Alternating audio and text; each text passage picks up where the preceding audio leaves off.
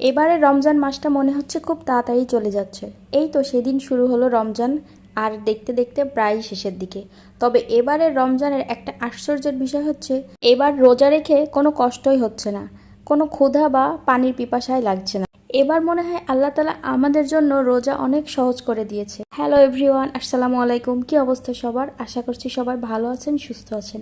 আমিও আলহামদুলিল্লাহ ভালো আছি। আর আবারও আপনাদের সঙ্গে একটা রমাদানের ব্লগ নিয়ে চলে আসলাম।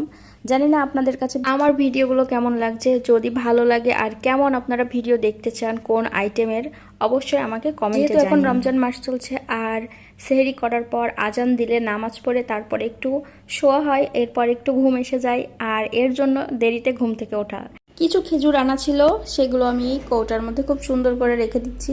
আর এই খেজুরগুলো কিন্তু অনেক ভালো, আমরা রোজার মধ্যে খেজুরগুলাই খেয়েছি।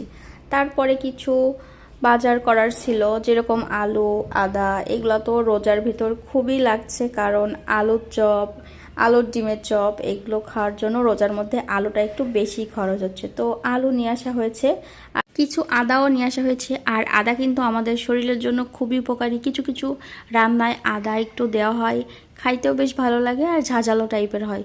যাই হোক, আমি রান্নার জন্য চলে গেলাম। ইফতার করে আমার কাছে রান্না করাটা বেশ কষ্টেরই মনে হয়, কারণ ইফতার করার পর শরীরটা কেমন যেন দুর্বল হয়ে পড়ে, আর কোনো কিছু ভালোই লাগে না।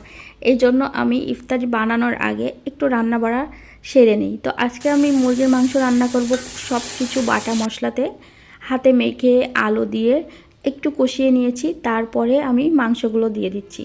মশলার মধ্যে মাংসগুলো টুকটাক নাড়াচাড়া করে নিব, আর তারপর আমি এর মধ্যে কিছু টমেটো কুচি দিয়ে দিয়েছি। হালকা নাড়াচাড়া করার পর আমি এবার কষানোর জন্য একটু পানি ব্যবহার করব। আচ্ছা, পানি দিয়ে সুন্দর মতো কষানো হয়েছে। আমার কিন্তু এই ব্রয়লার মুরগির মাংস কষাটাই একটু বেশি ভালো লাগে, তো এইভাবেই আমরা খাই। আর এরপর আমি ইফতারির আইটেমে চলে গেলাম।